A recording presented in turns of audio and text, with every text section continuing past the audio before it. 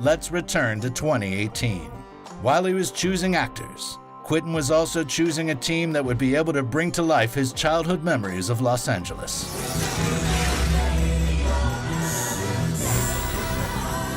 The man who was responsible for the camera was his irreplaceable companion, Robert Richardson, who has been working with Tarantino for more than 15 years. The production design, however, Quentin entrusted to a new person to his team, a fellow LA local. What was great is how much Quentin and I both saw the same things. Action! What's good is that I'm older than Quentin, so when he'd say, "Remember this?" I'd go, "No, that wasn't on that street, that was over in Westwood." And he'd go, "Oh, yeah. I had a much better memory because he was like 8 or something and I was 17. Barbara Ling had risen to fame thanks to her partnership with Joel Schumacher.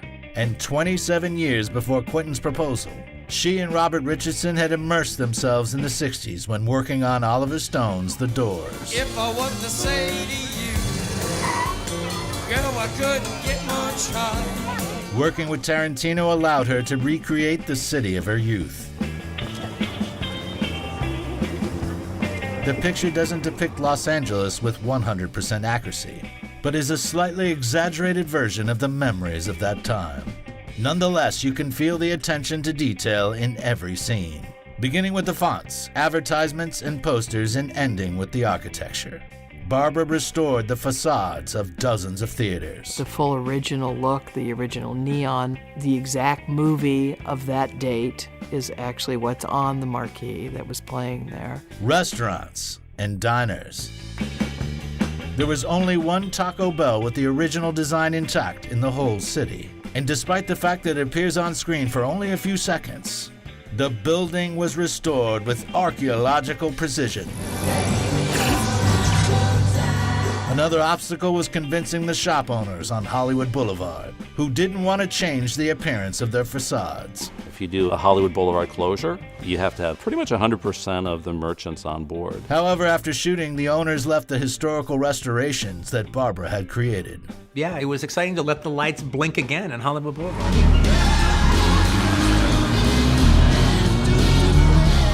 One can also see the attention to detail in the interior of the bookstore, where they even printed books with covers true to that period. They also used the actual Maltese falcon from the film of the same name.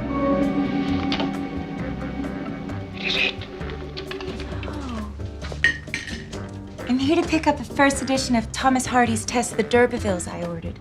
It's under Polanski. Also, Sharon buying the book Test of the D'Urbervilles was not a coincidence. The last time that Roman Polanski saw Tate alive, she gave him that book saying that it would make a great movie, and she'd be happy to play in it. 10 years later, Polanski brought the novel to the screen and dedicated the picture to his deceased wife.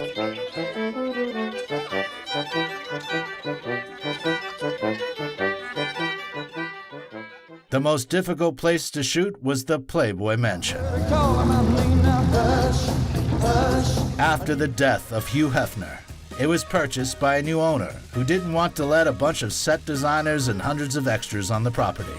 However, Ling and Tarantino spent almost a half a year in negotiations to get access to the front drive and the backyard, which looked like they'd teleported back in time 50 years ago.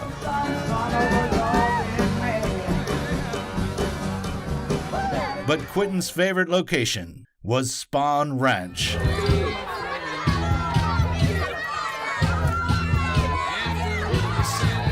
One of the best sets I ever had of any of my movies was rebuilding the Spahn Ranch. And we did a wonderful job casting those gals. It's scary, and it is creepy. We're not doing anything to make anything scary or creepy. It just is.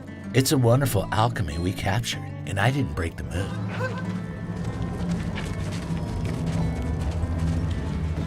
This scene showed Quentin's ability to incorporate classic film achievements into his movies.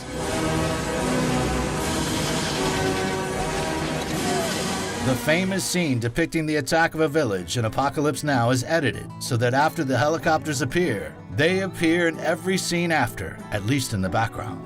Tarantino uses this same move at the Spahn Ranch, although instead of Hueys, there are dogs running around in the background. Also, the barking never stops for a second.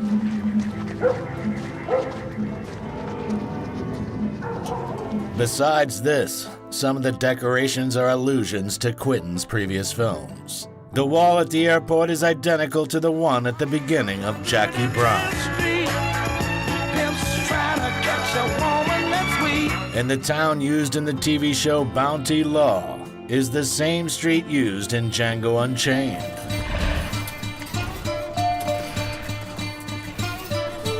Barbara's touch is obvious in every scene. In her attention to detail, the production designer was second only to Tarantino. Oh my God, yes, yes.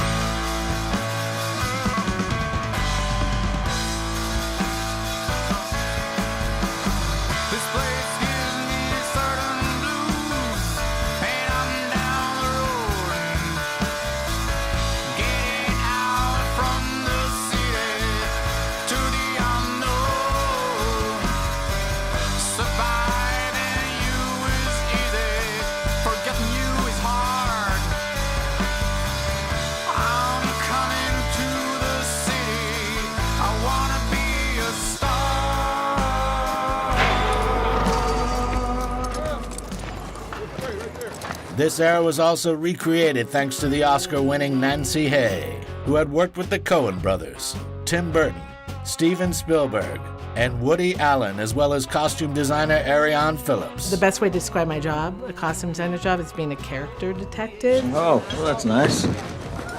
Ariane's job was a lot harder than it might seem. She had to recreate the looks of real people, from Sharon Tate and Roman Polanski to members of the Manson family. Then she had to insert into this world 2 fictional characters. The costume often reveals the psychology behind the characters. Rick preferred old-fashioned clothes and was stuck in the 50s, the time when his career had reached its peak and the future didn't have a rain cloud in sight.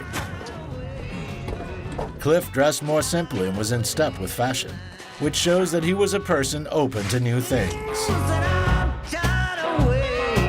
By the way, after he gets back from Italy, Dalton's wardrobe changes. After all, he had made a small fortune, and you can tell by his appearance that he had gone shopping in Europe. Phillips also traversed another difficult obstacle. For every flashback or scene taking place on set, they had to create a wardrobe that imitated the costumes which were sewn in the 60s. Anybody order fried sauerkraut? Hey, do you like our work? Let us know with your like and comment. Push that subscribe button and share with your friends. If you want to support the project financially, become our sponsor on Patreon or YouTube sponsorship. Thank you.